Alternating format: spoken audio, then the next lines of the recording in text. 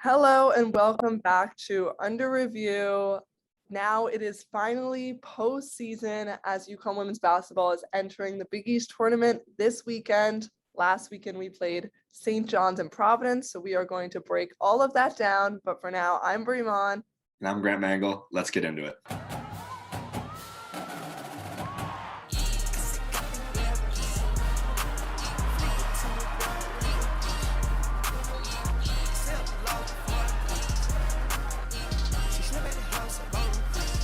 Okay, so first, let's talk about Paige Buecker is back after a long time, since December 5th, that Notre Dame game when she went down. She was finally cleared to play for St. John's. What do you think about it? It was just great to see her back out on the court. Obviously, she's meant so much to this program already in just her 2 years here. She comes out, doesn't start in her first game back, which that was kind of expected. You just want to slowly get her back into it. And she hits that first quarter buzzer beater from the free throw line and then goes and hypes the student section up. You love to see that, the intensity and just what I was really looking for was her to have the confidence in her leg and not be very tentative. And she really wasn't at all. It was really good to see. She got 8 points in that St. John's game and then 2 points later in the Providence game. We can see how antsy she is to be back to her exact same self as she left, but it seems like she's working well with it. And we already see within like the first seconds of play, just the Paige Buecker's ball movement that just brings everything together. The insane pass to Kristen Williams during that Providence game, just so many Paige Buecker's things that only Paige Buecker's can do. Exactly. There's things that certain players can do that no one else can do. And that pass to Kristen Williams, it's just not every basketball player can make that. That was a special play. And yeah, she had 2 points against Providence, but that was a major blowout and it was senior night. So she was kind of deferring to the seniors, letting them have their moment there. She's shaking the rust off. Big East tournament's gonna be big for that heading into the real tournament. Talking about senior day, we kind of talked about in the last episode how much these seniors will be missed. Dorka Juhas did participate in senior day, but she says she hasn't made a decision yet. Obviously, we still want one more year out of her, but I just think even in that game alone, we saw how crucial these seniors are and how much they're going to do for us in tournament play.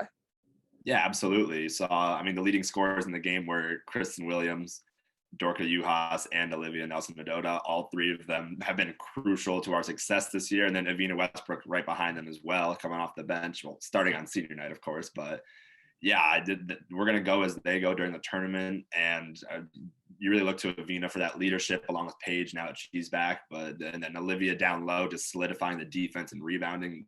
Kristen's one of our leading scorers all year long, through and through. She's going to be aggressive. These are the people that are going to have to get it done when it counts most, against the South Carolinas, against the Stanfords, teams like that. Coach Auriemma talked about how Evina has done her best coming off the bench. These past couple games have been some of her best basketball she has played here at the University of Connecticut. St. John, she had 10 assists, and he said, we really don't know why Evina came back. She only truly knows that, but he knows deep down that she wants this national championship. Could have been number 1 WNBA pick, but came back. So I just think she has a fire in her eyes, and we can see how much she has done just in these past couple games. Absolutely. She's got unfinished business, out for revenge here, try to go win that national title. That's why you come to UConn. You come here to get a ring, to put a banner up, and she's going to do anything she has to, whether it's come off the bench and have 10 assists, if it's get thrown in and you got to score 20 points. We've seen her do that time and time again in her years here. So I really love what I'm seeing out of here. Great teammate, so selfless. And like you said, could have been the number 1 pick. Don't know where she's going to fall now, but these last few games, that stock's been rising again. We have so much depth. Coach Auriemma said today he hasn't seen this much depth since 2016, and we know what happened in 2016. So I think the fact that we've built up such a huge and a successful bench is going to help us so much in the long run, and it's the perfect time. Absolutely. If there's foul troubles, injuries, COVID, now we know we can get through that with the amount of players that we have. That really isn't too much of a worry. We're used to unpredictability now, which is perfect for the tournament coming up, because the Big East has gotten a lot more competitive this year and a lot more standout players. Let's get into those Big East awards. First, we'll talk about what UConn got. Nika Muhl, Defensive Player of the Year. I think so well deserved, and I'm so glad she got noticed for it. Oh, such a tenacious defender out there. So many games where you see her get 4 or 5 or 6 steals. She's always up in who she's guarding's grill. She's just a bother on the court out there. She's absolutely the defensive player of the year in the Big East. Everyone says Nika isn't all about the points, and that's usually what basketball is usually graded on, how good of a player you are based on that. But she brings such an intensity and she makes such an impact defensively, and that's why she's in the game. You need a player like Nika Muhl on the court. Yeah, she brings the intangibles, the heart, the hustle, just the talk that she brings on the defensive end, yelling at her teammates where to be, if a screen's coming, just all those things that you can't really put a value on. She brings them all. And Kristen Williams is known to be that defensive stopper. So to have the two of them, I don't even know how you're going to get a basket off. Yeah, it's great to have 2 wing defenders like that, and then to have Aaliyah Nelson-Ododa. If you get past Nika, she's right there to block the shot. So we saw Kristen Williams win Big East first team as well as Aaliyah Nelson-Ododa, 2 great senior leaders. I think that was pretty well deserved. And then Easy Fudd, Caroline Ducharme getting all freshman team, as well as Caroline Ducharme getting second team for the Big East. I think that's a pretty big honor, and I'm glad her work was noticed, because although she had to sit out for a couple games due to injury, I didn't want anyone to forget how much of an impact she made when it mattered. 100%. She carried this team for a 2 or 3 week stretch when we only had 6 or 7 players available. She stepped in, was the leading scorer a bunch, and now we're gonna have her coming off the bench during the tournament. It's gonna be real dangerous, and it's really deserved, especially freshman award, absolutely. And then second team All Big East. She was one of the 10 best players in the conference this year. So yeah.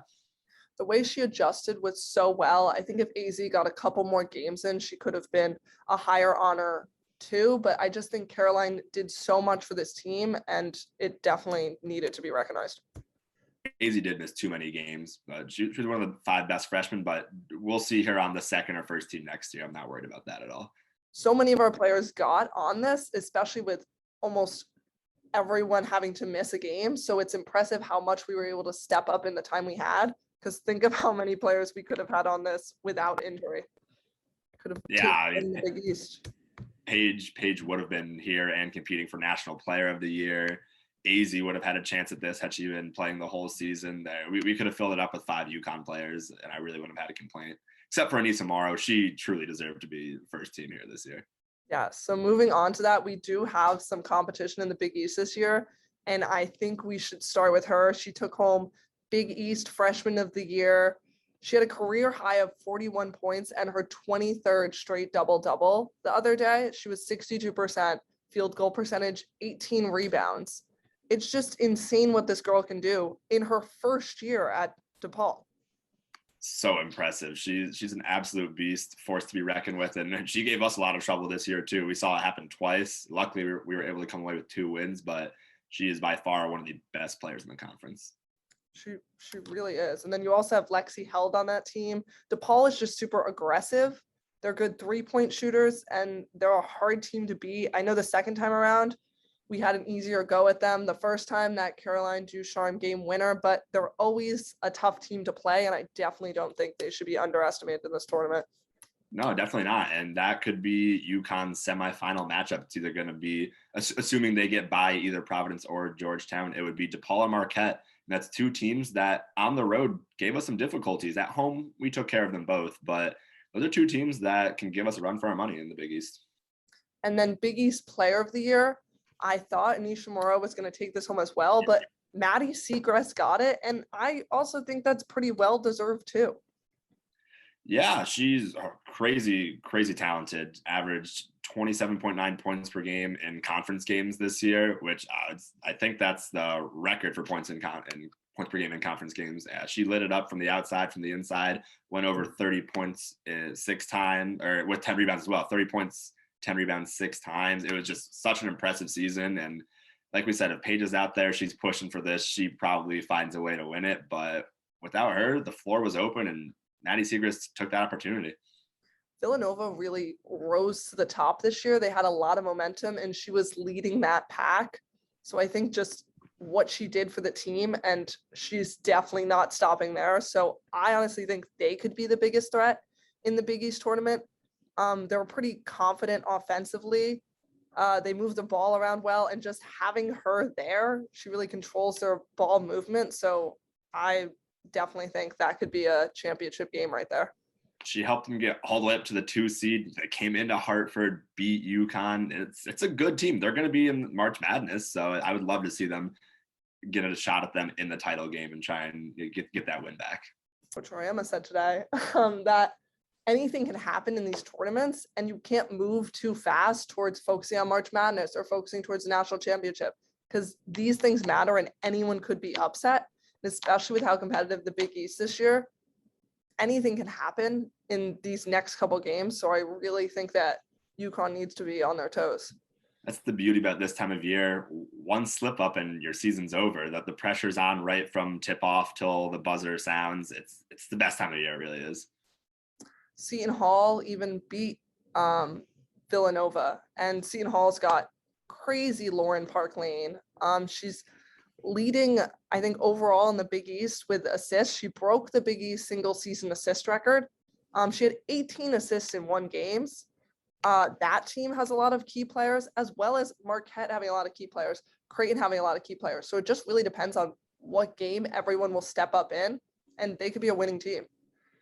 Yeah, definitely. But lucky for us, we've got everyone back and healthy, minus Aubrey, who we didn't get to see at all this year. But we got defensive stopper, defensive player of the year, Nika Muhl out there to get up in Maddie Segrist, to get up in Lauren Park Lane, stuff like that. We've got all the components to stop all these teams. So we should be the favorite going into the Big East tournament. Yes, and then a lot of excitement will happen from there. Questionable for Selection Sunday, because this may be one of the first times that UConn isn't going to play in that Bridgeport category. They've predicted last that it would be Greensboro, which would mean having to face South Carolina before even making it to the Final Four, which would be good and bad in some ways, to maybe take that over before having to get too far into the tournament and just be on an adrenaline rush, but also having to play the number one team in the Elite Eight isn't exactly what you want. It was a little shocking when they revealed the top 16 teams and we were the 3 seed in that region. It's not what we're used to here. We're used to being put in Connecticut. We're playing at home basically, and might not be the case this time, but resiliency, toughness, intensity, that's the key to this team this year. We're ready to go on the road wherever. Yeah, rank us as an underdog, and I think we will just overcome. We have just so much motivation to get through this tournament. We're going to have to face any of these teams at some point. So if it's the first round, it's the first round. If it's the last round, it's the last round. But you got to face them to win the whole thing. In other basketball news, there's been some controversy of who is going to be National Player of the Year. We have Aaliyah Boston from South Carolina, and then we have Caitlin Clark from Iowa. First, let's hear your thoughts, Grant. I think it's got to be Aaliyah Boston. What Caitlin Clark is doing is out of this world, fantastic. But South Carolina's the number one team in the nation unanimously, and she's the best player on that team. They're not number one without her. She's just a double-double machine, gets it done on both ends of the court. I think it just has to be Aaliyah Boston. The argument to that one that I've heard a lot is Aaliyah Boston is playing with so many All-Americans, and that's the reason why people are choosing Caitlin Clark.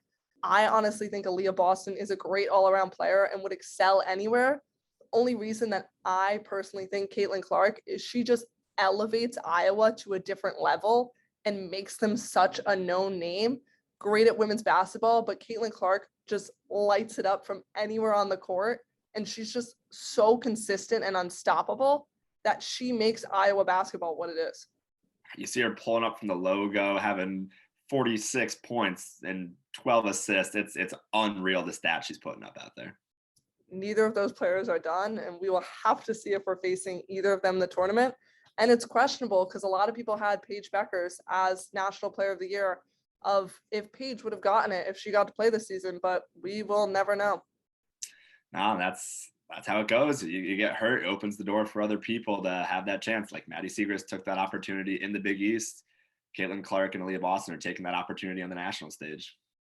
Hopefully we can just take home, instead of National Player of the Year, just a national championship. And I think that'll make her happy enough. I think she'd be okay with that. Yeah, I think she'll settle. Okay, that's all from us. Big East tournament is this weekend. UConn will be playing on Saturday, either against Georgetown or Providence. Then their semifinal game, if they advance, will be on Sunday at 3.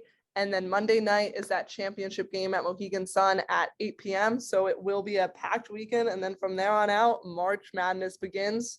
So a lot more from us. But for now, I'm Bri. And I'm Grant Mangle. Thanks for watching.